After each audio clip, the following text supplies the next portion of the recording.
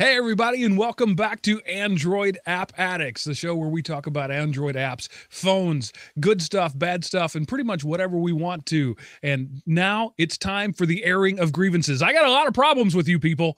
But before we get to that, let me introduce your hosts and my friends, the door-to-door geek, Mr. Steve McLaughlin, and Eric, the manager, the executive, the man in a tie, Ardini. Hi, guys. Hello. Wow. You got grievances with our listeners?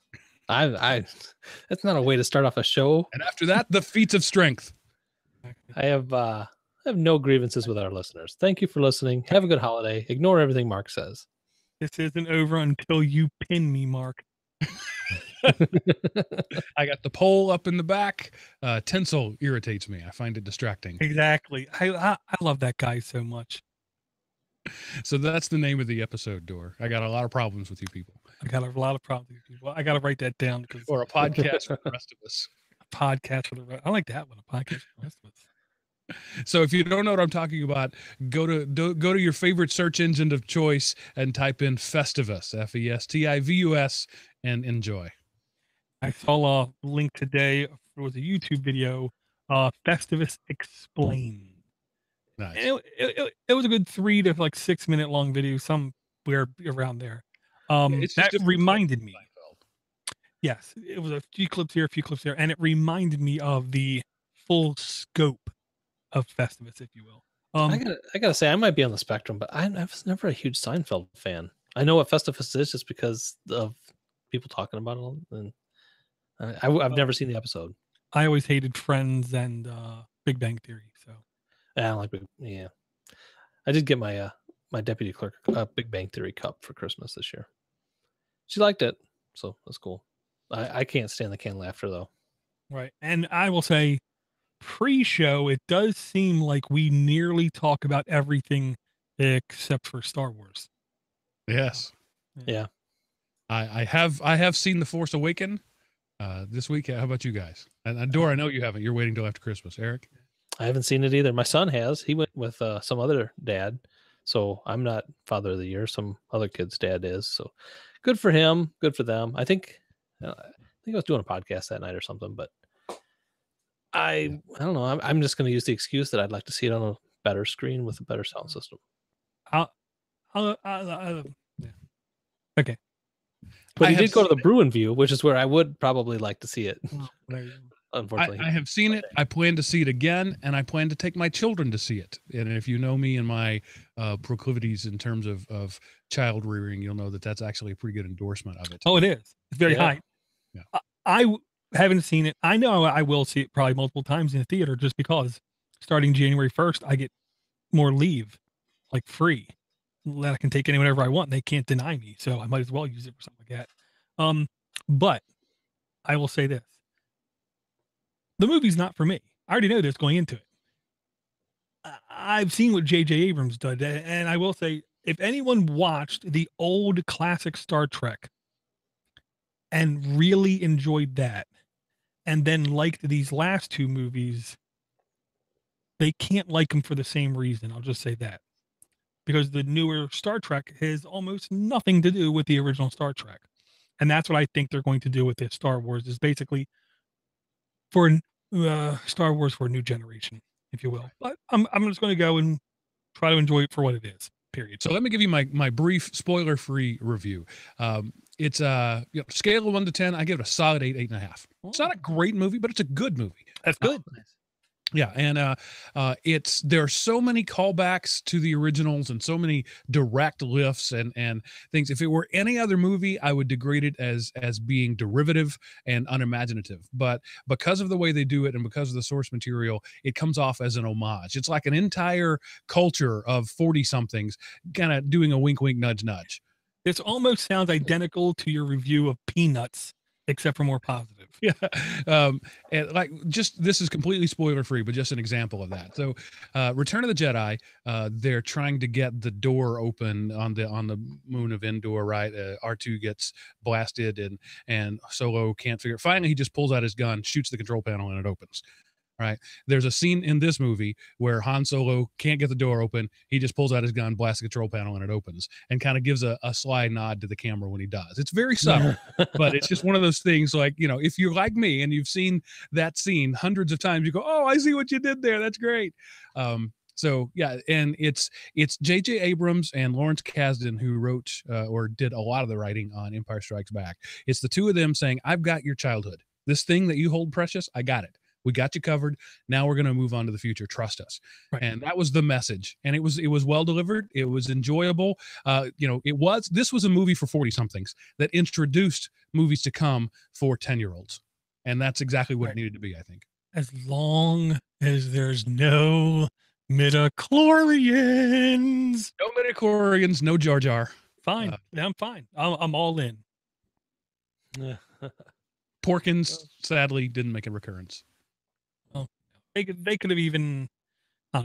There's a lot they could have brought up, but as long as it's not midichlorians, So if you've seen Star Trek Into Darkness, that Spock Kirk scene at the end was a mirror replay of the original Wrath of Khan, right? So the same thing, but reversed. There's lots of that in this one. So J.J. Abrams takes the thing that he loves, twists it just a little bit, and replays it, and it is beautiful every time he does it. Well, I mean, if a Full House Kings over Queens wins, why not next hand do Full House Queens over Kings? You know what I mean? You can take it, you might as well. So how was your viewing experience? What was the atmosphere and how full was the show and how long of a line were you in? That kind of stuff. I did a reserve seating, so there was no line. And that was why I chose a reserve seating. I bought my tickets like the day after they went on sale. So a month ago, and I bought the last two seats side by side in the theater that time. But there was a guy behind me who went solo, and he said, I just bought my tickets 10 minutes ago. So there's one little onesie seats throughout that you could get into. So it was one of those dinner and a movie things. And it was, there were some kids there, but I'm telling you, it was 80-20 grownups. And it was that's who this movie is for. And maybe they were all like me, trying to review it first. But I think most parents don't actually take that step. Like I do, but yeah, the theater I was, there were people in costume, but not a lot of them, just a few. And it was kind of cool. It was a very supportive environment. Everybody was like, yeah, cool. All the staff were dressed in some sort of costume at the theater. So it was a very inviting thing like that. But there were no lightsabers, and all in all, everybody seemed to enjoy it. There were no no rabble rousers. No guy walked in doing the live long and prosper sign and wearing a Captain Kirk uniform. Did you hear? I think it was in Texas where a guy went into and he started talking about spoiler stuff coming. 3 people in the movie theater beat him up. Good. I don't blame him. Yeah, I did hear that. Everyone I know who I consider cool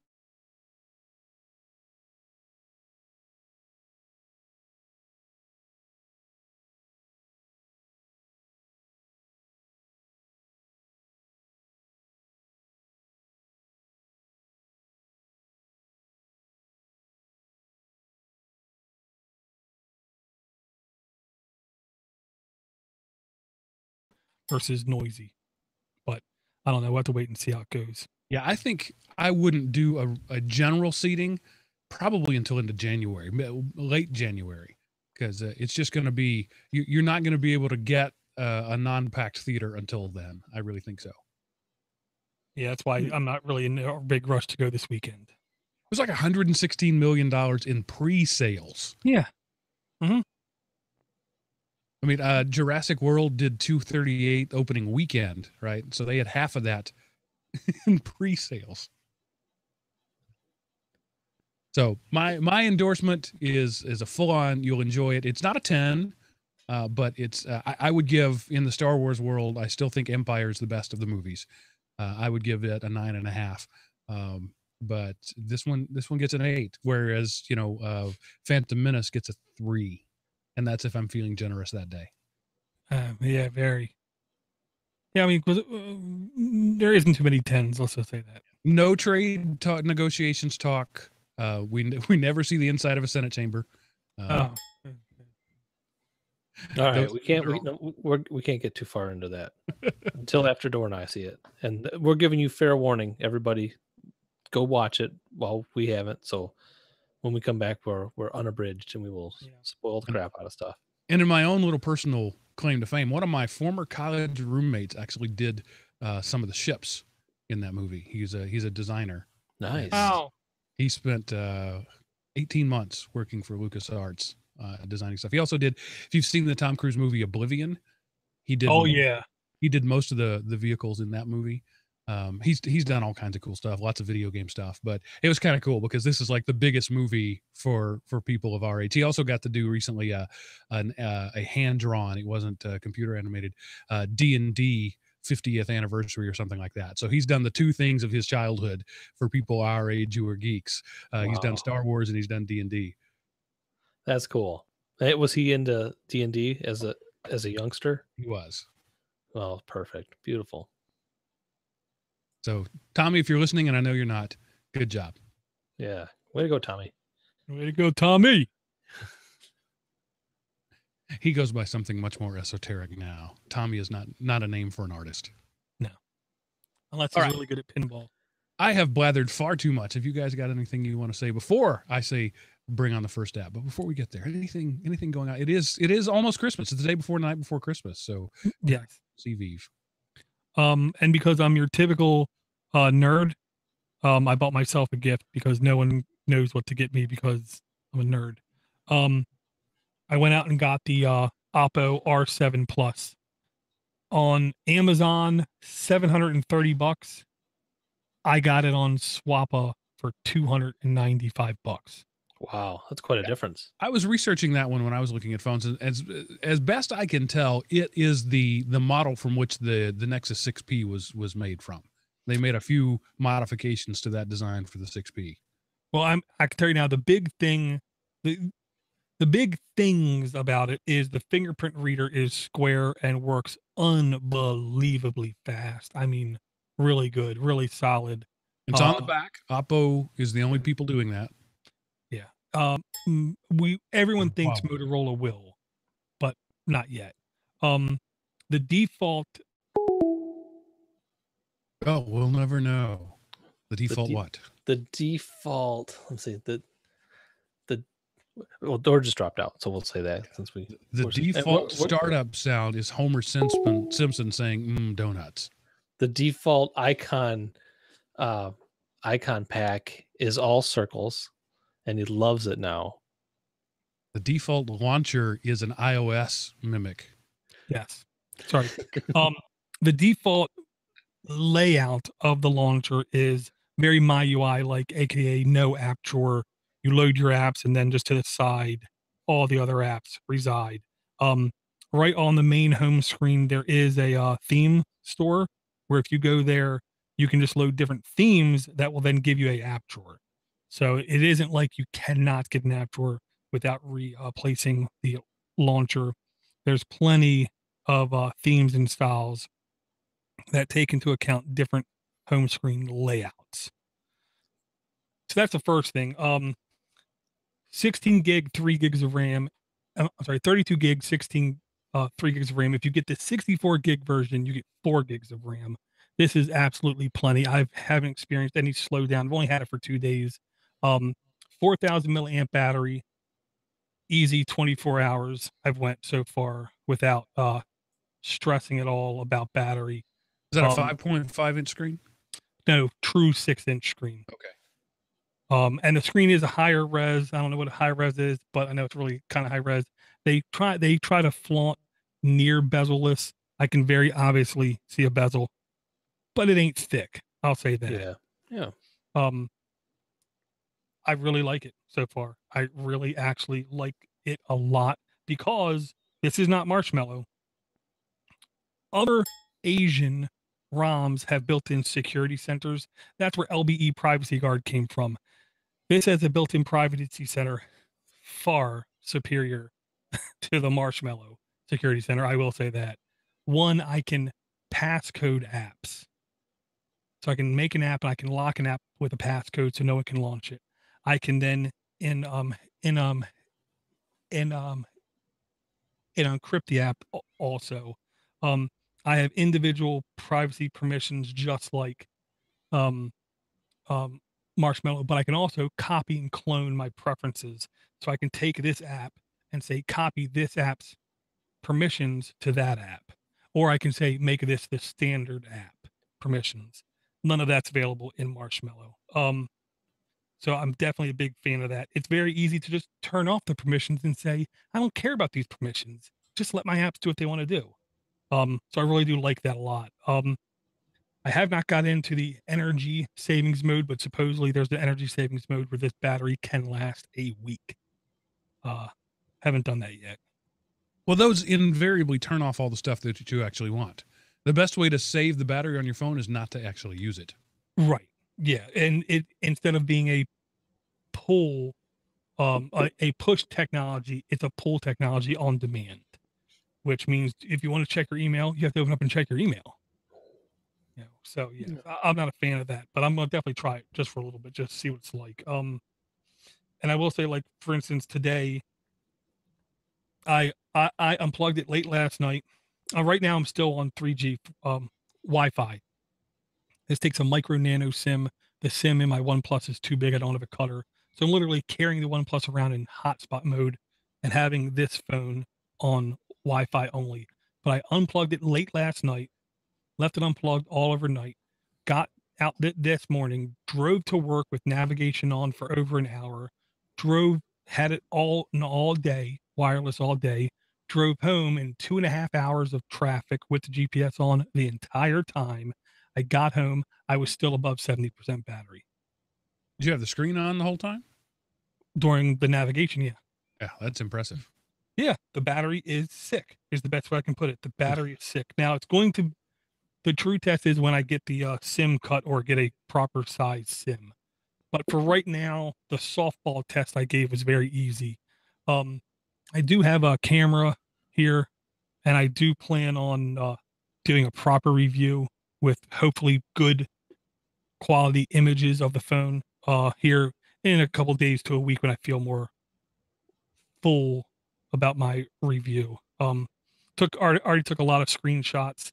There are certain things in here I will just say that are really nice that I can see other phone manufacturers, aka Android, trying to suck back into its default OS. Cool. And you Good looking phone. You got it on Swappa, so it was used? If it's used, I can't tell, but yes, it's used. Okay. You know, but better than 50% off. So you got it at 300-ish. Would you pay 700? Is it that good? I don't know. I don't think I would pay 700 for any phone, period. And I don't see why this would be 700. Yeah, it has an okay screen. Yeah, it has a good battery. Yeah, it has a good fingerprint reader. But it's like you were saying before, there's nothing that makes this really, in my mind, truly stand out. And with Nexus phones selling for $250 for the previous version Nexus, for your Motorola selling for $400, this to me is not worth any more than $450 at $500 at the most. What phone is that again, Dor? The Oppo OPPO R7 Plus. And you were going from the Oppo OnePlus or the OnePlus One to that, right? Yes. And that's Oppo too? OnePlus One? Technically yes, but no, it's OnePlus One. Okay. It's like a daughter company from Oppo. Nice. It's good. That's a good looking phone. It's kind of not the color I would say that you would normally have, but no gold. But I was able to find some beautiful square icons. Oh man, that made me feel good.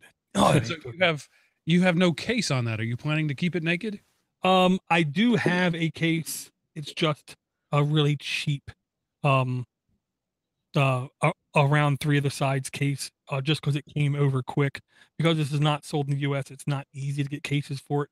That when I did order a case from Amazon, that was much better. It's an estimated delivery January 15th, between January 15th and February 28th. Oh, it's somewhere between there. Yes. Are you going to find a case that will break into 3 parts every time you drop your phone? Maybe. Just wondering. I'm actually a really big fan of those thin TPU cases. I think that they do exactly what you need to do. They don't take up space. They keep you from scratching your phone. You don't need something, or at least I don't. I don't need something that can handle falling off a second-story building onto asphalt. I don't need an OtterBox. I need something that's gonna, if I drop it in the garage on the way to the car, that's gonna keep it from getting scratched up. And in my case, on the Moto, it's got that textured vinyl back on it. I've just got a bumper case on it.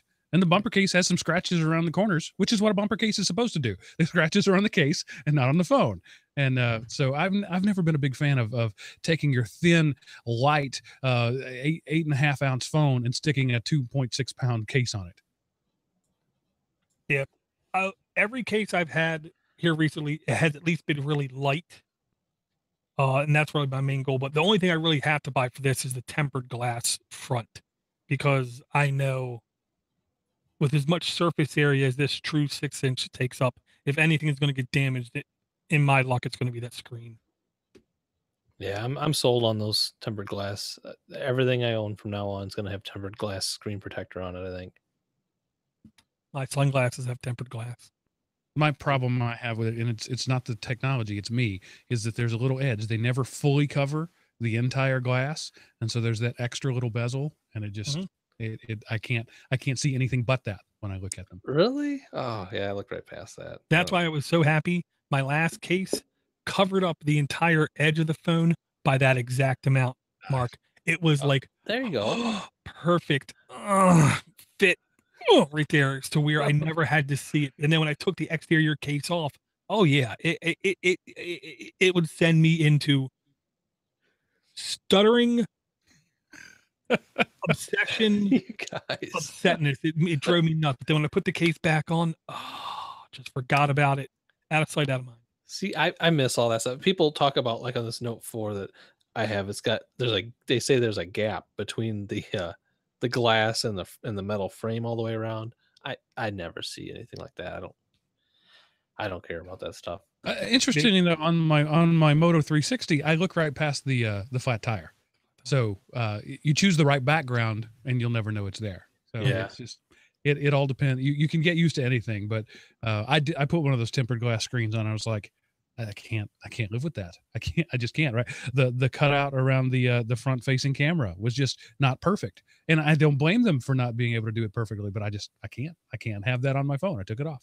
Oh, speaking of watch and new things, Mark Swiralt, a good listener of ours, has just totally redone another watch face for me, and I'm really liking this one. It's got my name at the top, and it reminds you when it goes dim like that. It looks like an Indiglo watch when it's just in quiet mode. Or there's Tim Bauermeister probably talking on Boxer or something. But yeah, I like it. Thank you very much, Mark. He I think he sent me 3 different revisions of this new one, and I liked it. I was actually using a different one of his that he made, not one that was an Android App Addicts one or anything, but just one that was more of a general watch face that he had made for himself and others that would change colors or something. But this one's got a little shininess, like when you move it, it tries to make itself look like it's got a metallic background by changing up the gradients and stuff. That's cool. I like I it. noticed you have an analog watch face on a square watch. Mm-hmm. And, that's I just do? wrong. Why? That's wrong. It's wrong. And Why wear a computer on your wrist that emulates 800-year-old technology? I don't know. I kind of like the analog. Yeah. No, can't do it. No, I can't. Can't do I mean, they do make some people have got some great watch faces that look like old Timexes. Well, and I don't want that either. Perfectly. I don't Looks want like an old something that looks like if I want an old Timex, I'll get an old Timex. Mine, I don't know if I can show it for the camera, but mine is mimics the it's too far away. Mimics the HTC Sense flip clock. So it's got a little bit of the analog old school there. Right, It's got a nice swirly background. It doesn't look like anything that exists in nature, and that's what I want. I don't want something that looks like something old. I don't like faux leather, wallpapers either. I don't want something that looks like a deckled edge on a piece of paper on my note-taking app. I want a nice screen where I can type stuff. I did have one for a while that was made out of what are those Nixie sticks or something? Nixie pixels? No. Nixie tubes. Nixie tubes. I mean, that was as fanciful, I think, as I got. I don't know. I don't like it too weird. Just like glance down, just numbers and circles. I'd rather have the old faithful. I mean, I've got an analog clock everywhere I go, except for my computer, bottom right. I don't know. It seems like I'm drawn towards analog watch faces, though. Skeuomorphism just it bothers me. The idea of making something digital look physical. It's anathema to me. I can't wrap my brain around it at all. But you would have a flip over type watch rather than a digital, where you would actually have had physical pieces of plasticky paper that flip over themselves. Hey. It's just reminiscent of it. If it had actually done the animations, I wouldn't have it. It's just reminiscent of it. And Eric, that's the clock from Groundhog Day, so take it easy. They say our love would never last. All right, so we're 25 minutes in, haven't talked about a single app. What I would like to do, guys, if you will indulge me, is do 2 apps each tonight. Keep it relatively short. That's our Christmas gift to you. The 2 best apps that we've got, and a show that's not 9 hours long. What do you think? Can you do it? Can you narrow it down to 2? No. Sorry. Mark Seralt's watch app that I was just talking about was done with Watchmaker. So there's an app. Yes. But do you use Watchmaker for your watch? Of course, like everybody, when you first get it, you start making watch faces, and I've made a couple, and then I realized that I'm not good at that, and I leave it to people who are.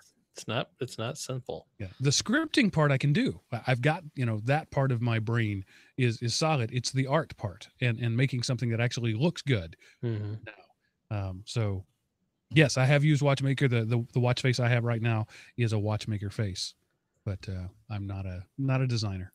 Okay, I can break this down to 2 apps. One of them is going to be a repeat app, though. From before. So you start with us. Okay, I'm going to start. And I have to give the credit for this app to Johnny. Johnny is a well-known person in the Podnuts community. She has joined us at OLF a couple times. And she introduced me to Evil Apples, a dirty card game. And this is not safe for work or children. This game is definitely rated M. This is Cards for Humanity ripped off. Right. Yeah. So if you didn't get Cards Against Humanity or for Christmas, and you're kind of bummed by that, just download Evil Apples for free. Tell a couple of your friends to do it too, and you guys can play the game without having to buy the card set. I think it's pretty fun.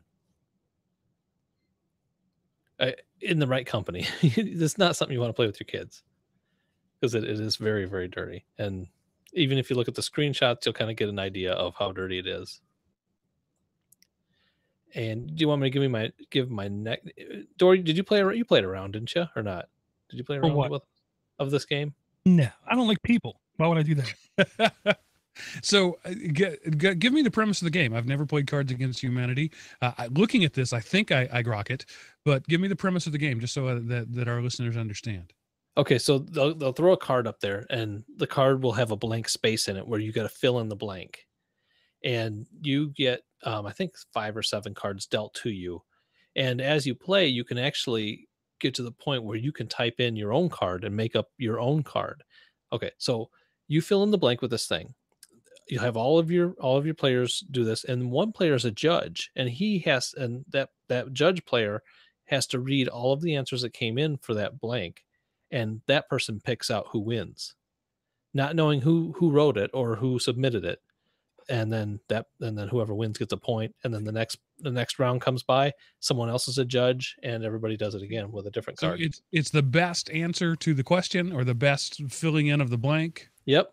Whoever, and it's up to the judge what means best. It could be funniest. It could make the most sense. It's totally up to the judge, whichever one they pick. And thus, my problem with it, which is why, and I didn't know this existed until I watched Ninja Warrior back in the day on G4, Asian game shows. The reason I can't stand this kind of game is this is the American version of a game where every round there's a winner. I like Japanese game shows where most of the time everyone's a loser. It's really difficult to win something. And this, every round somebody's a winner. Every round somebody's a winner. Every round somebody's a winner. So Well, and then the ultimate winner would get to be the first one to 6 points or whatever, to win the whole round, I guess. Right. The set match kind of thing. And it doesn't help that 99% of the time when I'm talking to someone and I'm funny, I'm not trying to be funny. And when I try to be funny, they just look at me like there's something wrong with me. So I kind of can relate. Yeah. So I could see myself sitting, on the couch as the kids are watching their, whatever Disney thing, and just laughing hysterically at something, and then they kind of say, "What are you laughing at?" I'll tell you when you're 18. Yeah. Right. Yeah. You don't want to be too close to the little kids during any part of this gameplay. Yeah. Okay. That was one. We're gonna do tank emptying. All right. Bring it on. Back to back. And this is a repeat app from Door, and he brought this probably a month ago, I'm guessing. Oh, yeah. It's called Horizon Chase World Tour. And I just got to say, man, I have upped my game on this. I paid for all of it to be unlocked. I am totally sold on this racing game, and I'm not sure why. I mean, I loved the arcade game. What was it? Cruising USA. Yeah, Cruising USA. I loved that arcade game, but this game, the gameplay is so good on this game.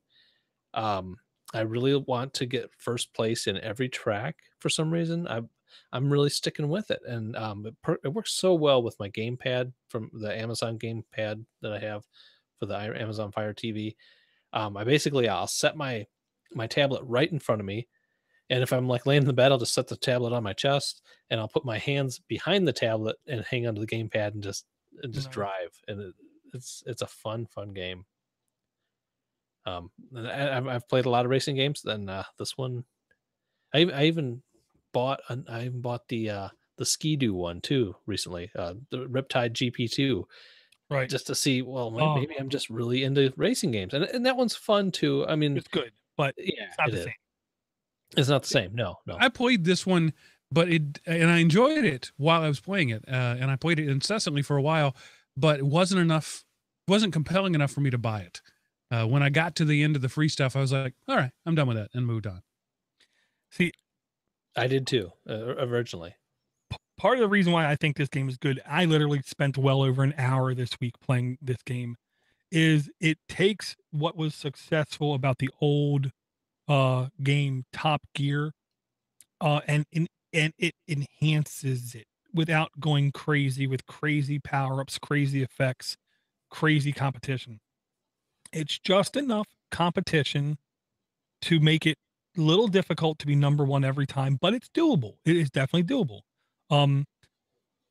If you get the flow of avoiding people and nitroing at the right time, you feel a sense of accomplishment without it being overly challenging, and it has enough graphics beauty, as I put it, to where it can just work. I'll say on the GPD handheld Game Boy like system, butter. This and Colin McRae are two really good games, but I really suck at Colin McRae, and this one I'm actually doing decent at. I'm really shocked at how good I'm doing at this game. I honestly see myself in a year every now and then going back and playing this game a little bit more, just because I feel like it's going to be the old standby when I'm bored and don't know what else to do.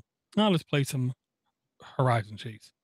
Yeah, I agree, man. Aquiris Game Studio SA, they got it. Just, you're right. It's just enough of a great feeling when you get first place that it is a little bit of an accomplishment.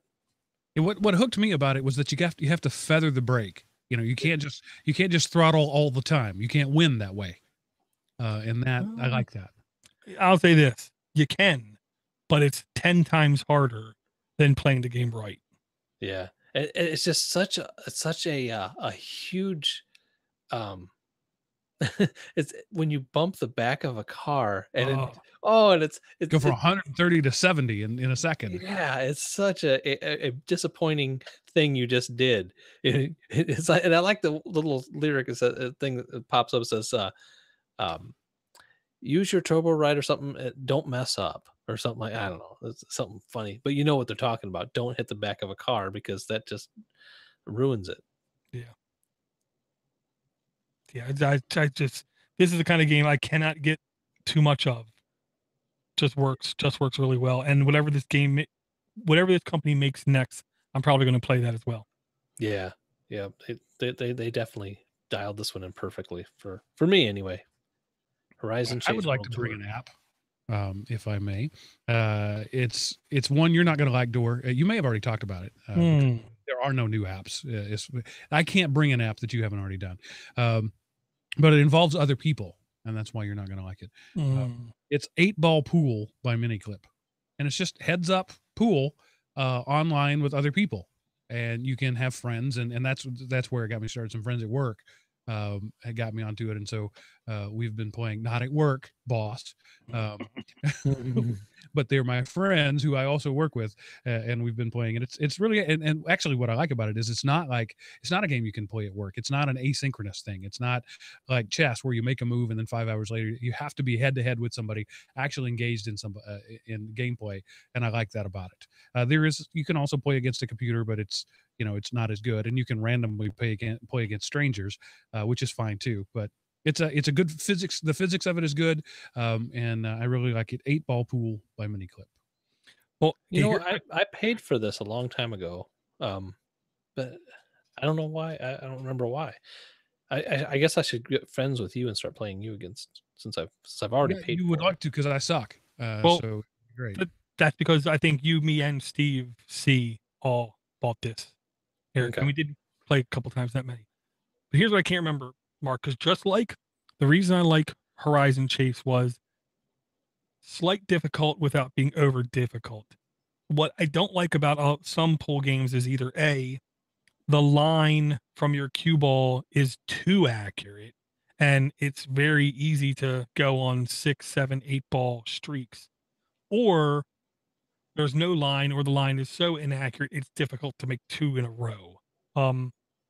How would you say this rates? Like, what's your average run on the I would say it fairly well mimics my real play. I can do 6 balls if everything works out right, but it mimic it, like that's what I compliment the physics. You've got to get not only the angle right, but also the strength of the stroke right and the English right, and all of those things have to work together. And you can easily drop a ball using the arrows, right, where it's going to show you the reflection angle, but it doesn't show you the leave, and that's the real art of pool, is the leave. And so that's it gives you just enough to help you have some success, but not so much that it does it for you. Right. And my pool knowledge goes as far as, to make a shot is easy. To make a shot and have your ball set up for the next shot, that's where true pool players reside. Yeah, I spent way too many hours in my youth putting chalk on a piece of wood and hitting little balls, and I there was a time when I was really pretty good at it, and this it brings back that feel like no other pool game I've ever had, I've ever played on the computer. Yeah, I'll have to revisit this, Mark. And are you up to play Dora or I if we would like to challenge you? Sure. Dora's doesn't want to talk to people or anything. I'm not going to promise anything. I'm not going to lie. Absolutely. When it's that scheduling thing. You literally kind of have to schedule this because it's not, as far as I can tell, you can send an invitation, but once you leave the app, the invitation goes away. So you got to make plans ahead of time, and I'm okay with that. Gotcha. All right, I'm installing it. Would you have you played this on a tablet versus a phone? Which would you rather? What would you suggest? Well, my Doesn't matter. phone is a Doesn't matter. phablet. It's the 6-inch, and that's all I've played it on. Okay. I would think, I don't know, it might be a little hard to control on a big tablet, having to get the angle just right and hold the tablet. I don't know, haven't tried it. Okay, mine's 6-inch too, so we'll be even there. That's good. I don't know. I'll give it a try. Cool. Yeah, Thanks, Mark. do you remember that bad commercial from like 5 years ago or so, where there was two people sitting at a bus stop playing mobile games? The girl crushed the guy, and the reason was because she had a bigger phone. Yes. Yeah. It was Times an have Android changed. phone. Yeah. Yeah, and they were both like, 2.83 inches or something like that, super tiny. I think that was one of the Samsung's versus Apple ones. I can't remember. Could have been. All right, Mr. Geek, Mr. Door to Door. Okay. What have you got for us? I'm going to harken back to something you said earlier in this show. I hate it when people listen to me, because then I'm responsible and accountable for what I say. But it's not going to be that accurate though, so that should make you feel better. You were talking about sitting on the couch while your kids are watching movies. This should like a hard knee-jerk reaction remind you of the movie Ice Age. For people who have seen that movie, you're going to understand what I say. People who haven't, I'm really sorry.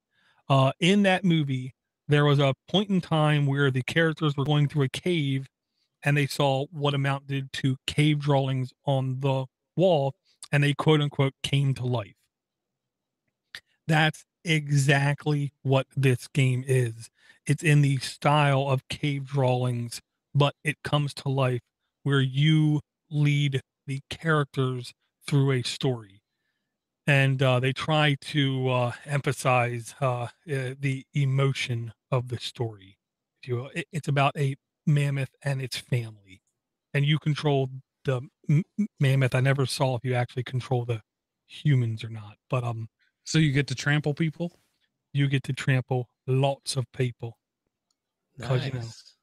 they're big, huge things with big tusks. So I guess they can do whatever they want. Can you accidentally trample your children, your baby mammoths too, or not? I know I should have, but I didn't. So I'm going to say no, you can't. Okay. Kind of thing. I'm dead serious when I tell people this is the kind of game stylistically I encourage everyone just to look at it at least once. It's completely free, called The Mammoth, a cave painting by In Between Games, T for Teen. No in-app purchases, completely free. So it's really, to me, the easy thing to just check out. And this did, when Mark said 2 apps, these 2, I'll say, slightly beat out the other ones. I like that app. This app I have to mention just because of this next one, because of lineage, because of where this show has came from. We talked about an app 3+ years ago, I want to say, called Habit RPG. Habit RPG was a website first and foremost that came out of, I want to say, Indiegogo or Kickstarter, where multiple people could link up, create a guild, create tasks and things based upon real life routines, like waking up on time, leaving for work on time, the good things in your life, or getting double bacon on my veggie sub, bad thing, and mark them as points or activities in a game called Habit RPG that would raise or lower your XP, your health, and stuff like that. So it was taking the gamifying of life and putting it into the game from the real life habits. This is the second version of that. Okay. It's a huge rev, a lot more polish. It does look much better and seems like it runs much better, called Habitica. Habitica. So it's the same basic principle where you take normal, daily, good and bad habits. The good habits you assign positive tributes to or positive prizes to, and the negative ones you assign negative things to, like what they say: daily reading, daily flossing, going to the gym, um, eating vegetables, listening to audiobook, cook healthy meal, eat um eat junk food, um like Quest, uh a um a attack of the mundane part one dish disaster, basically doing your dishes. um I can honestly see people who need extra reinforcement to do other stuff in their life besides watch Ancient Aliens or Monday Night Football, but to actually do stuff, you might need that extra bump. And this literally might be one of those things that you might look at doing and actually might turn out being something you think is fun. I think that one of the things for this needs to be charge your phone, because the screenshots, the battery's always like 13. One of them's down to 7%. Ooh, That's just, how can you do that?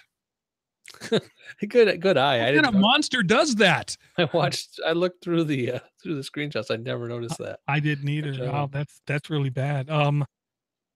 Yeah, touche.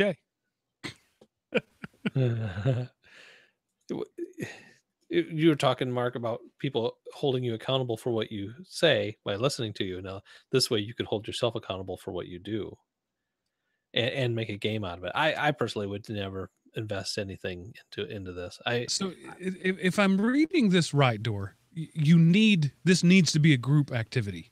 It's not something you can get into on your own. You can get into on your own, but there is also guild like aspects of it that you can take advantage of. Okay.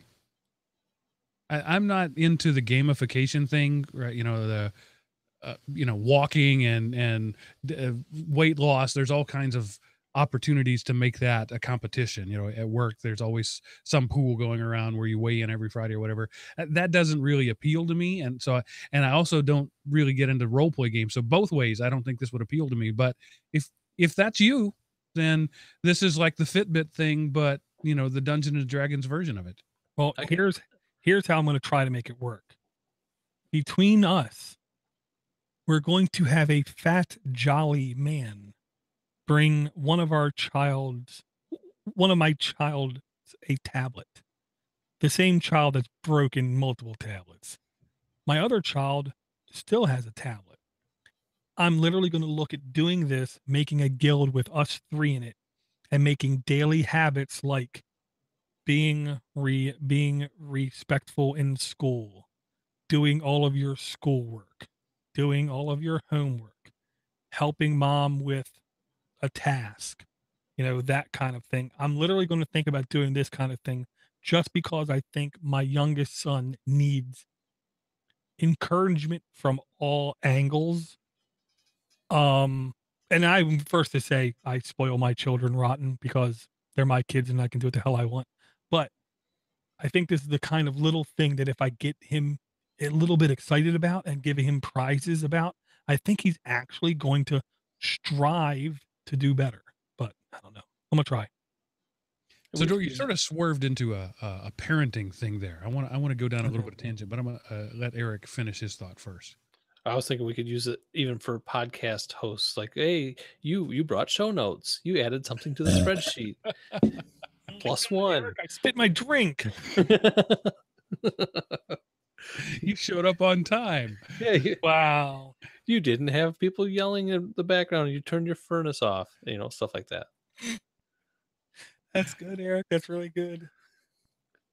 So that would be the only time I would use it, though.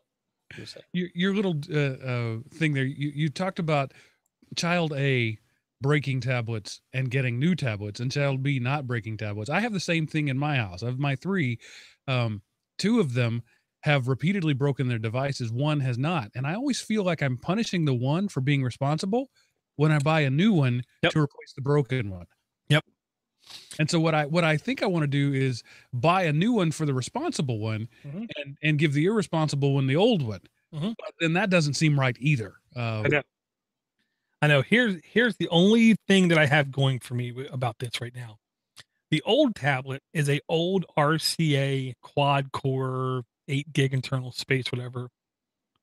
That whenever anything happens on it that is undesirable, I just open up the downloads folder, delete.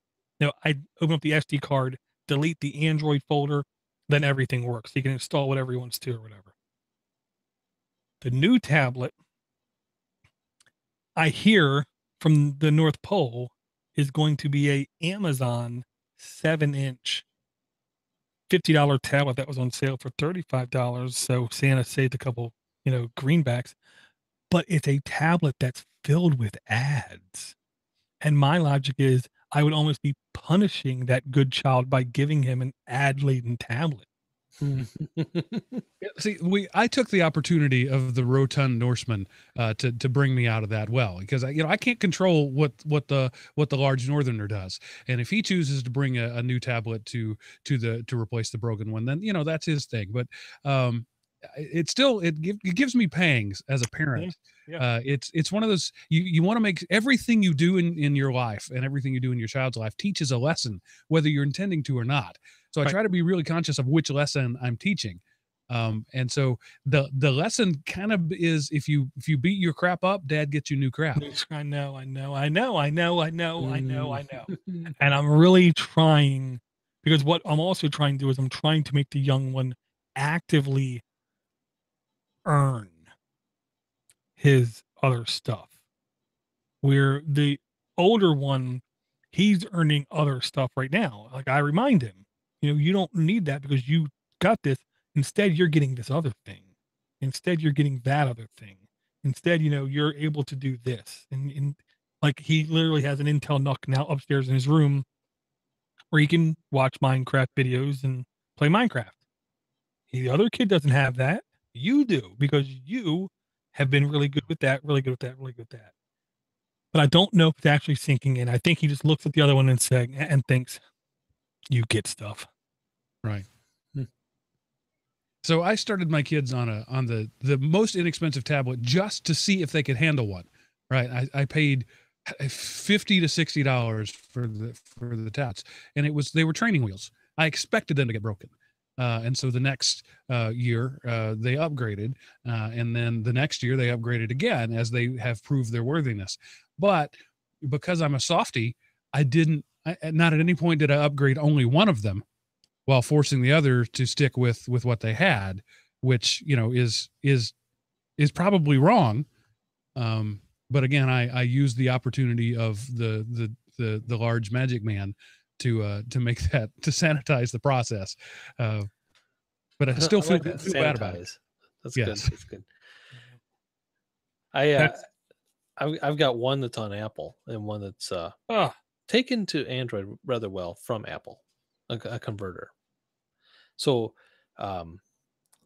he's done well, even though he's running on the 2012 Nexus 7, which is a hand-me-down.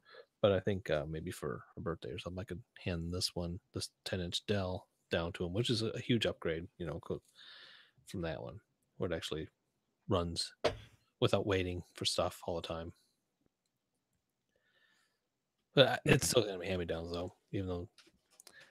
But the Apple one has been running on a broken screen for over a year. I just figured,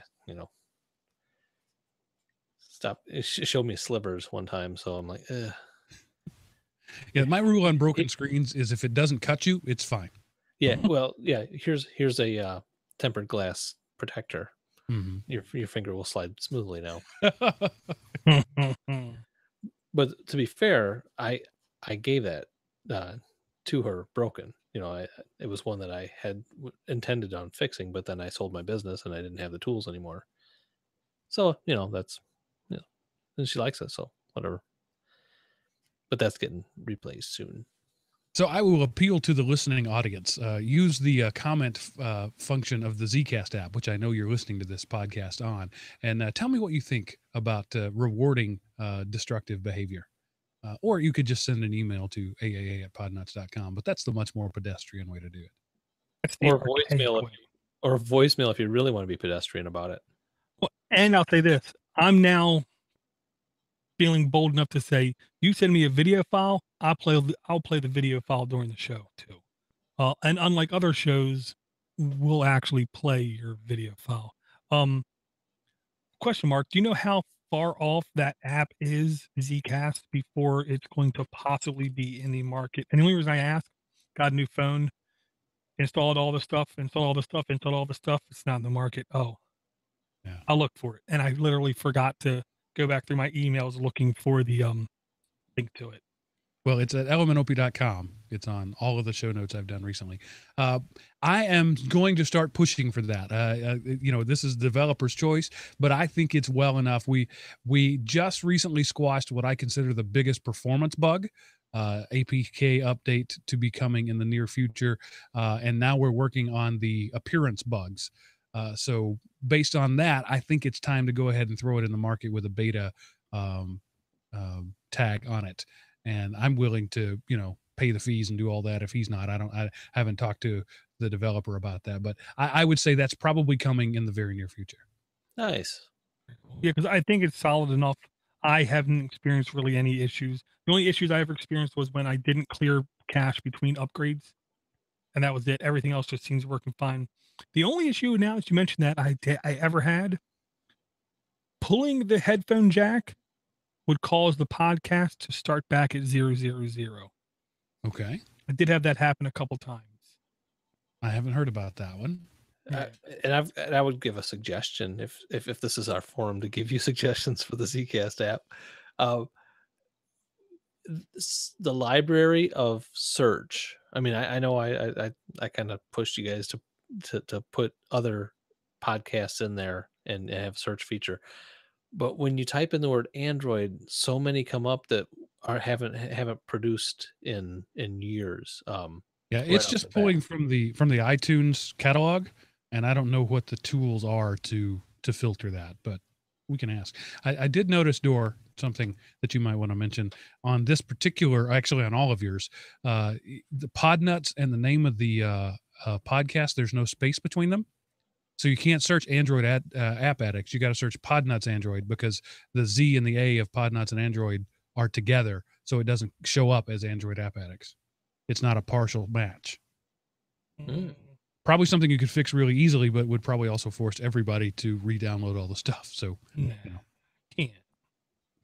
That would only have to be in the header. Oh, I see what you're talking. Yeah, that should just be in the header. That shouldn't cause any issue. Good eye there. Good eye. Well, it was because I was trying to reload it and I couldn't find it, and I typed in Podnuts and I noticed that they all came up that way. Crikey. Yeah, not good. Oh, see, it's good to have people helping people, and a somewhat developer for our most important app for the show to be sitting right here with us. That's good times, man. Good times. I'm the go-between. I have no developing skills. I'm the idea man. This whole thing was my idea. And I love it. I think it's a great idea. I'm super excited about it. It's the thing I want to see it used more. And if one of the, the bigger podcasts gets a hold of this and starts, making use of it, then it would be, it's really going to spread, not to diminish the Podnuts empire. But your entire audience is less than a single show of some other people. And if I can just get one of those other people to be aware of it and say, grok the idea of, essentially it's SoundCloud, right? But I came up with the idea before SoundCloud was doing it. I'm excited about the potential of it. And I hope the developer makes a ton of money off of it. Oh yeah. Some shows Latino live audience is bigger than the complete audience of this network. There are some much, much, much bigger people in all different realms. Yeah.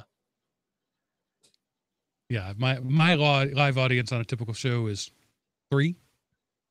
So, I know, other podcasts that have 30,000 people watching live 24 hours a day. All right, so that's it. That's your two-door. We've done two. We've told some stories. We've had some parenting heart-to-hearts. I think it altogether it's a special episode, a holiday special episode of Android App Addicts. Yep. We did have one new Patreoner.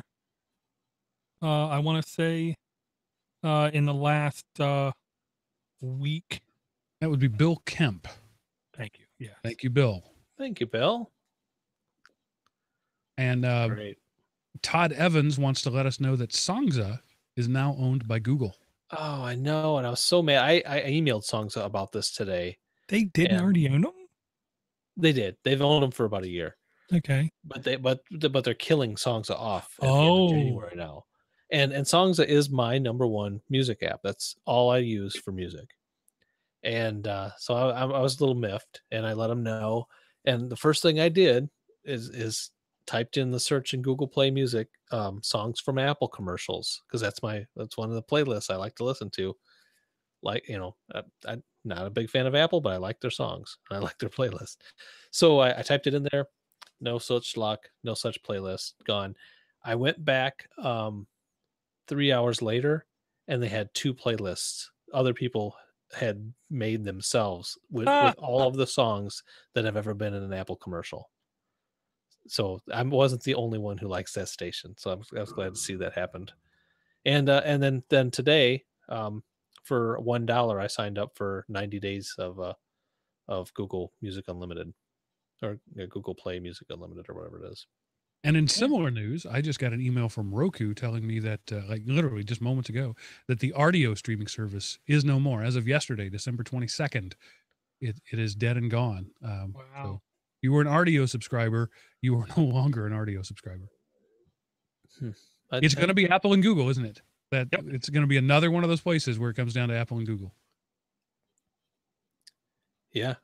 And this one, Apple probably has a bigger library, I'm guessing, than Google does. I don't know, but I haven't used iTunes in so long. It was such a frustrating piece of garbage before, and the only reason I ever used it was because it had kind of a decent podcasting client in it. And once the other podcasting apps came along, there was no use for that laggy piece of junk iTunes. That's probably the thing that drove me away from Apple fastest, was iTunes. Okay. Yeah. Merry Christmas. How do you follow that up? There's I can't wait for your Zcast app. I'll give it a full I'll give it a full review. Okay. Well, I think we're gonna wrap it up. That's the let's see, is it the last one of the year? No, we'll do one more. So it is definitely the we're rounding out the year at least. Yep. Yep. I'll just end it off with saying I thank everyone for their support throughout the whole year. Thanks for everyone who is supporting us on Patreon. Everyone who goes to Ponce.com/Amazon, you guys all help the network greatly and immensely, crazily. If you want to, you can now go to Zazzle.com/Podnuts. New logo T-shirts, new logo hats are there available for purchase. Nice. I do plan on doing the what was it, Eric, Teespring? Yeah, Teespring. Yeah. I do plan on doing some kind of Teespring just for different logos or different styled logos on the shirts. Cool. Sooner or later, put it that way, sooner or later. And I want to thank you, Eric, for all the work that you do, just coming out every night. You support the network just as much, if not more, than anybody else. So thank you. And Mark, thank you for coming on and basically SOSing, saving our ship. No, I just caused more problems than I solved, I think. You would never have been talking about Star Wars were I not here. You can decide whether or not that's a good thing. I couldn't believe it. Today, Steve C. pinged me and Eric, asked if we saw the new Star Wars because he wanted to talk about it. All right. Really? Because I know here we are sitting here like, whoa, we haven't seen it yet. What did because he's the anti nostalgia guy, but he's also the guy that loves J.J. Abrams. So I already know how he feels about the movie. Oh, I will say that there were lens flares in this one, but not so many as to be annoying. I So did take says note you. of the lens flares. So says you. Well, I'll be my own judge. Oh, that was a spoiler right there. Now I'm going to be looking. I'm not going to see anything but lens flares now. Oh well, in the Star Trek ones, that's all. Once you've noticed them, Mhm. that's all you can see. Yeah. But in Star Wars, when there was a lens flare, it should have been there. There was a light source moving across the screen, so I felt okay about it. I'll take your word Cool. on it. All right. I think that's it. We're going to say goodbye for now. Seriously, guys, thanks for letting me hang out with you. It truly is a highlight of my week. I really enjoyed being on. I mean, I've sort of, the dream has come true. I've gone from being a listener to being a participant. But you, the listener, are participants, even though you don't get to sit behind the mic. You support us. You tell other people about us. Really, the best thing you can do is tell 15 of your closest friends about this show and share the wealth. As the audience grows, opportunities to monetize grow.